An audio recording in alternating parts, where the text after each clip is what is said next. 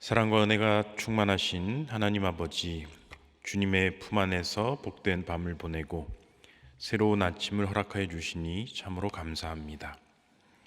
눈부신 태양처럼 밝은 희망으로 우리의 마음을 가득 채워주시는 이 아침 되기를 원합니다.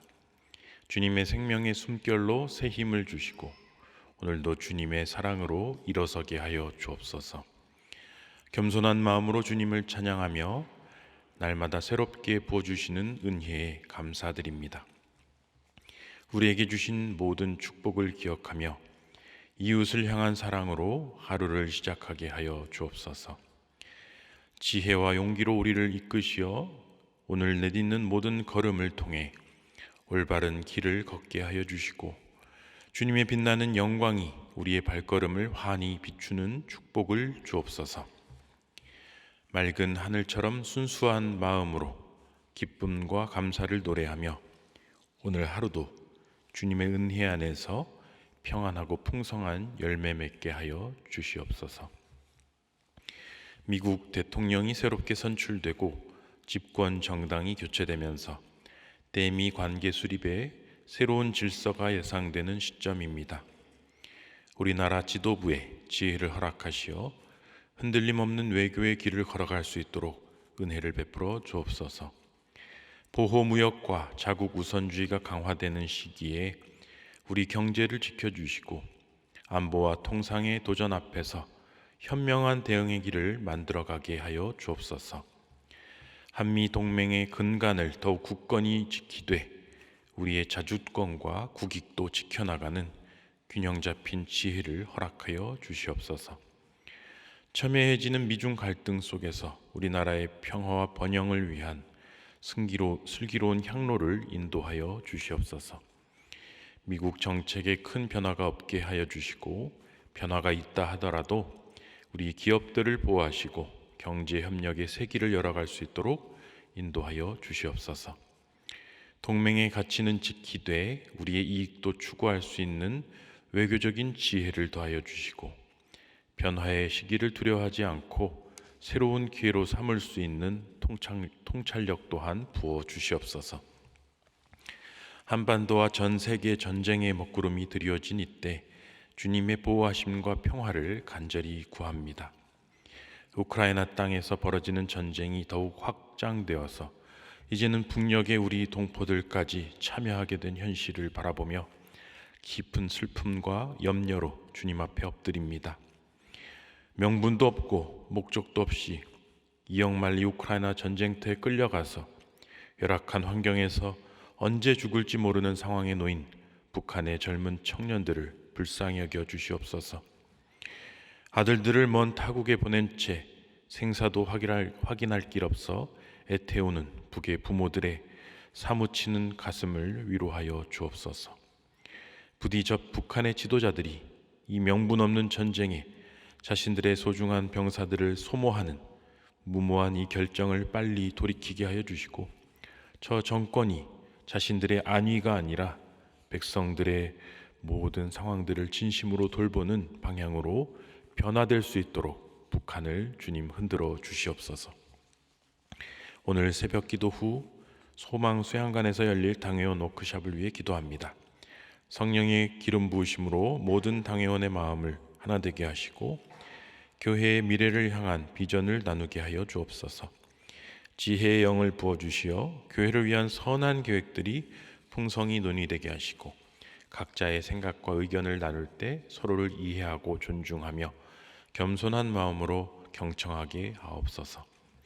워크숍의 모든 순서 가운데 주님의 뜻이 드러나게 하시고 영적 분별력을 더하여 주시옵소서. 교회의 올바른 방향을 위해 당회원들이 한 마음으로 기도하며 거룩한 결단을 내릴 수 있도록 인도하여 주시옵소서.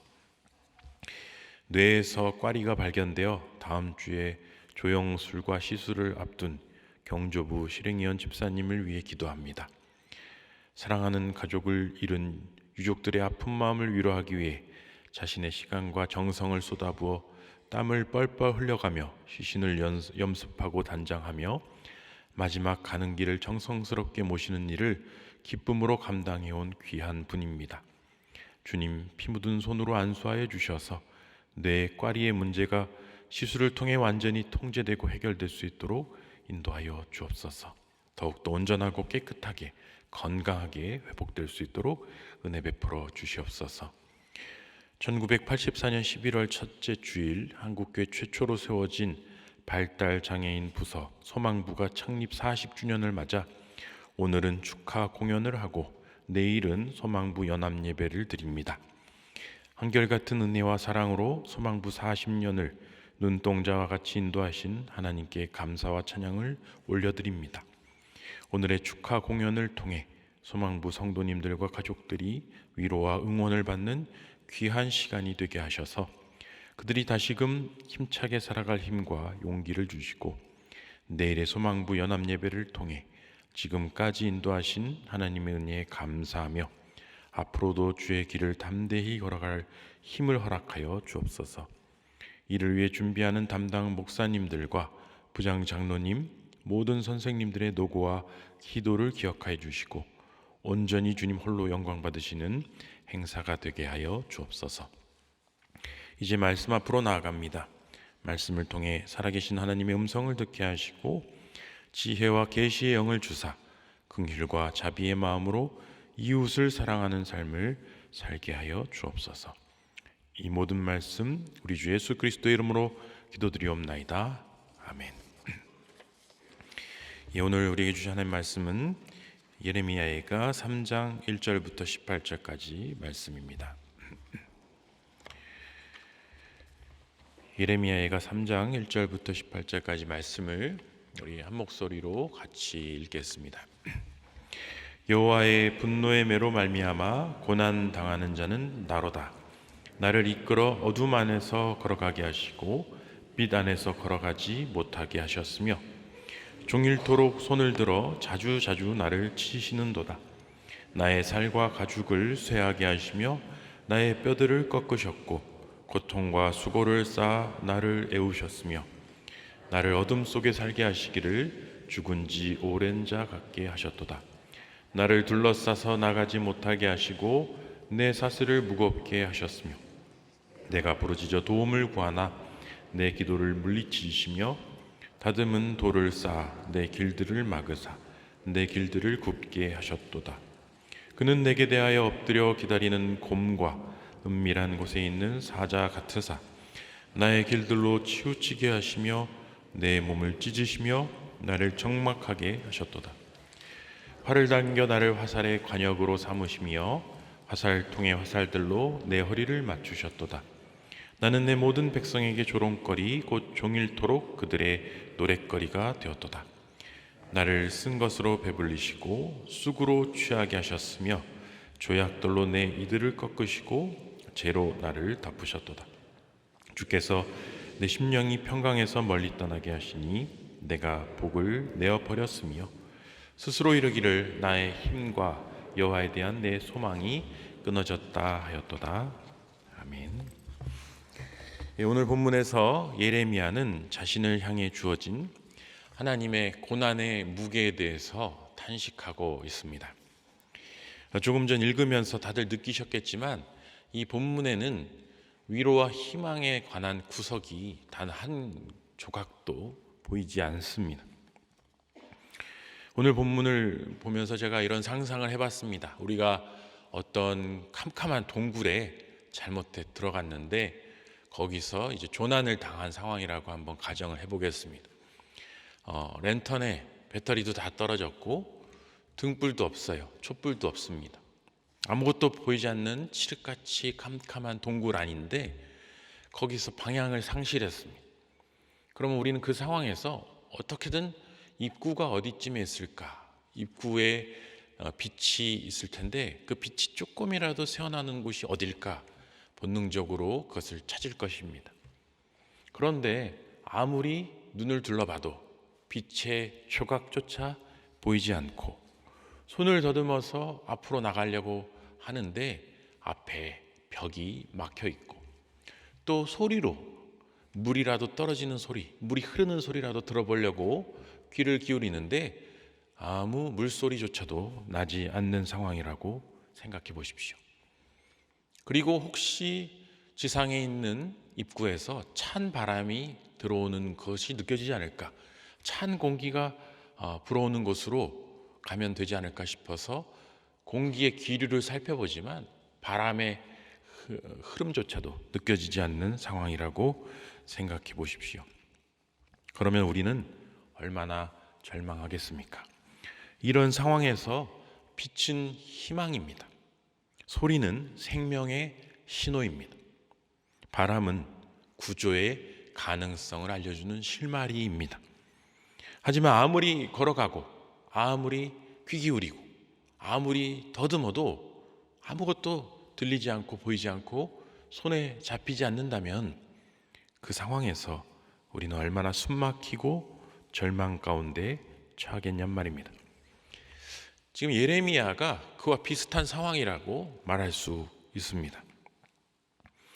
아무런 희망도 없고 또 몸도 마음과 영혼도 너무 지치고 힘든데 고통은 더 크게 가중되는 상황입니다. 1절에 보면은 여호와의 분노의 매가 나를 때린다. 여호와께서 매를 들고 나를 때리고 계시다. 2절에 보면은 나를 어둠 안에 걸어가게 하시고 빛 안에서 걸어가지 못하게 하셨다. 어둠 속에 있는 동굴 안에 갇혀서 걸어가는 심정이라고 말하고 있는 것이죠. 3절 4절에 보면 종일 나를 때리시고 피부가 문드러질 정도로 나를 괴롭히신다. 그리고 내 뼈를 마디마디 하나씩 꺾고 계시다. 여호와께서 매를 때리는 것도 모자라서 뼈를 꺾고 계셔. 그리고 7절에 보면 나를 둘러싸서 나가지 못하게 막아버리셨어요. 길을 막아버리셨어요. 탈출하고 싶은데, 이 동굴 밖으로 나가고 싶은데 어디가 입구인지 아무 실마리조차 찾을 수가 없습니다. 심지어는 8절에 보면 하나님께 부르짖어 도와달라고 기도를 했는데 내 기도를 물리치셨다. SOS를 쳤는데 그 기도마저 이렇게 물리치셨어요. 내가 악수하자고 누군가에게 손을 내밀었는데 손을 탁 쳐버린 거예요. 웃으면서 인사했는데 내 웃는 얼굴에 침을 뱉은 겁니다. 목사님에게 기도 부탁을 하는 쪽지를 정말 조심조심해서 전해드렸는데 그걸 딱 읽어보시더니 구겨가지고 얼굴에 딱 던져버린 거예요. 여러분, 이런 상황을 겪었다고 생각해 보세요. 얼마나 실망하고 얼마나 좌절하겠습니까? 하나님께 도와달라고 했는데 너는 도움 받을 자격도 없는 놈이야, 이런 소리를 들은 거나 마찬가지입니다. 이런 모습을 보면서 사람들이 예레미야를 보고 조롱합니다. 14절 말씀을 보면 내 모든 백성에게 조롱거리가 되었다, 노랫거리가 됐다라고 나옵니다. 내가 이스라엘 백성들이 나를 보고 조롱하고 있어. 뭐라고 조롱합니까? 너는 명색이 예언자라고 하고 하나님의 선지자라고 그렇게 우리 앞에서 잘난 척하더니 하나님조차도 너를 버리지 않았냐? 네가 예언하고 네가 신뢰하는 하나님이 너를 버렸는데 네가 누구를 구원한단 말이냐? 너 자신도 구원하지 못하는 주제. 그렇게 사람들이 그를 조롱하고 있습니다. 너는 토사구팽당한 거야. 하나님이 너를 이제는 다 단물만 빼먹고 버린 거야. 너는 이용당한 거야. 너무나 괴로운 예레미야는 17절에 이렇게 말합니다. 내 심령이 평강에서 멀리 떠나버렸다. 평강이 지금 어디 있겠습니까? 온몸이 다 갈기갈기 찢겨지고 영혼이 다 죽음과도 같은 나락에 떨어졌어요. 그리고 18절에 보면 여호와께 대한 나의 소망이 끊어졌다. 하나님에 대한 소망이 끊어졌어요. 이탈리아의 문호 단테가 쓴 신곡이 있어요. 1, 2, 3편 있죠. 그 3편이 지옥편인데 그 지옥의 입구에 유명한 글이 써 있습니다. 뭡니까? 여기 들어오는 자 모든 희망을 버려라. 지옥을 묘사하는 글귀 중에 이보다 더 무시무시한 글귀는 없다고 생각합니다. 여러분, 지옥이 어떤 곳일까요? 고통이 막 심하고 불구덩이에서 막 나를 태우고 그런 게 지옥일까요? 세상에 가장 무서운 지옥은 희망이 끊긴 곳입니다. 아무 소망이 없는. 여러분, 인간은 꿈을 먹고 자라나게 돼 있어요. 꿈과 소망이 없으면 인간의 실존은 붕괴하게 돼 있습니다. 소망이 있어야 더 나은 삶을 꿈꾸게 되고 더 나은 존재가 되려고 노력할 수 있습니다. 그리고 이제 내 이 상황을 탈출해서 더 발전할 수 있다라는 소망이 있어야 살아갈 힘과 의지가 생깁니다. 발전이 멈춘 인간의 삶은 지옥과 다름없습니다. 꿈과 비전이 없는 조직, 사회, 공동체는 죽은 것이나 마찬가지입니다. 그리고 그저 모든 발전의 동력을 상실한 채 큰 조직, 그리고 쌓아놓은 과거의 영광, 쌓아놓은 과거의 부를 뜯어먹으면서 자기 자신의 육신을 갉아먹으면서 그냥 연명할 뿐입니다. 하지만 그것은 그 자체로 몰락으로 향하는 데드맨 워킹에 불과합니다. 소망과 꿈, 비전이 없는 인생은 지루하고 피곤하며 권태롭고 허무합니다. 하나님은 예레미야를 그런 상황에 몰아넣고 계신 거예요. 아무것도 꿈꿀 수 없고 아무런 변화도 도모할 수 없는, 니까짓 게 뭘 할 수 있어? 아무것도 할 수 없어. 너는 그냥 거기서 그냥 처박혀 있어. 그런 얘기를 듣고 있는 거예요. 예레미야는 우리 앞에 보면 자기의 나라, 사랑하는 조국을 위해서 모든 것을 바쳐서 뭔가 해보려고 했던 사람입니다. 나라를 개혁하려고 했어요. 이렇게 가면 나라가 망합니다. 이렇게 해야 우리가 다시 소망을 가지고 비전을 가지고 나갈 수 있습니다. 왕도 찾아가서 얘기하고 제사장도 찾아가서 얘기하고 백성들도 설득하려고 했어요. 하지만 다 어떻게 했어요? 예레미야를 조롱하고 비난하고 이렇게 번영하고 있는데 뭐 나라가 망한다는 거예요. 미친 사람 취급했습니다. 그를 조롱했습니다. 극심한 무기력, 좌절감. 나라는 존재는 도대체 왜 태어난 걸까? 무슨 소용이 있는 걸까? 내가 이 땅에 살아가는 의미가 뭐가 있을까? 그런 절망 속에 빠져든 예레미야. 그런데 이 하나님이 그를 보내셨기 때문에 하나님이라도 그의 편을 들어줘야 되는데 이제 하나님마저 그를 모른 척합니다. 나 너 몰라. 너 그냥 마음대로 해. 하나님조차도 그를 외면합니다. 여러분, 대체 하나님은 예레미야에게 왜 이러시는 걸까요? 심술쟁이셔서 그런 겁니까? 아니죠. 예레미야는 흔히 예수님의 공생애와 가장 닮은 인생을 산 예언자로 분류됩니다. 그래서 예레미야의 별명이 눈물의 예언자입니다. 눈물의 예언자.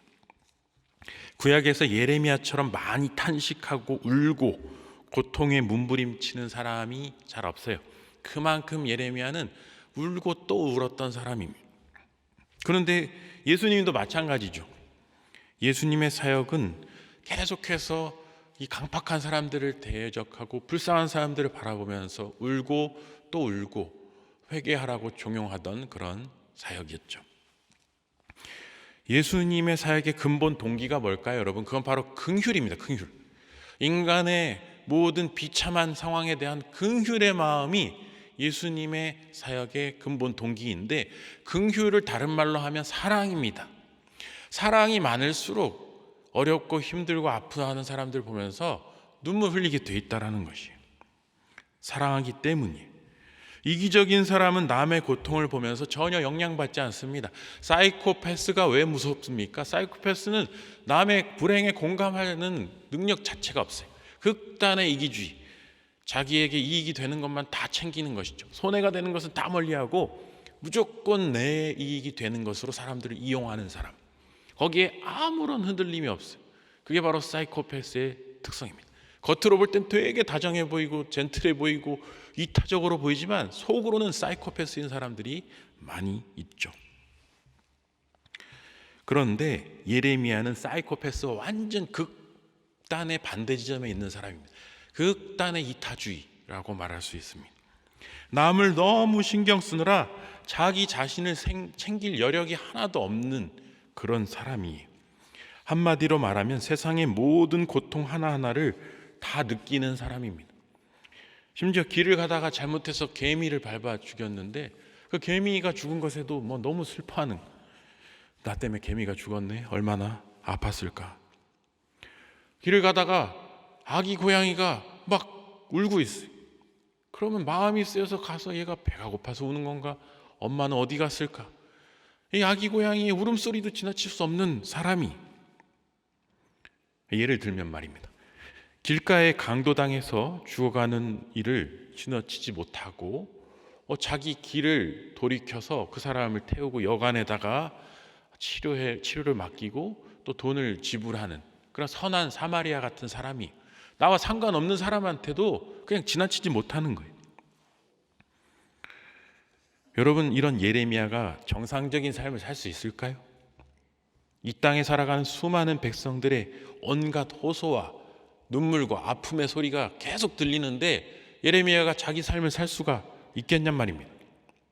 윤동주의 서시에 나오는 것처럼 잎새에 이는 바람에도 나는 괴로워했다. 잎새에 이는 바람에 이파리가 털리는 소리에도 나는 괴로워했다는 게 윤동주의 시예요. 윤동주가 정상적인 삶을 살 수 있었겠냐고요. 너무 예민하고 공감력이 뛰어난 사람인 것입니다. 아마 예레미야가 오늘날 이 현대에 살아 돌아와서 매스미디어를 보면 미쳐버릴지도 모릅니다.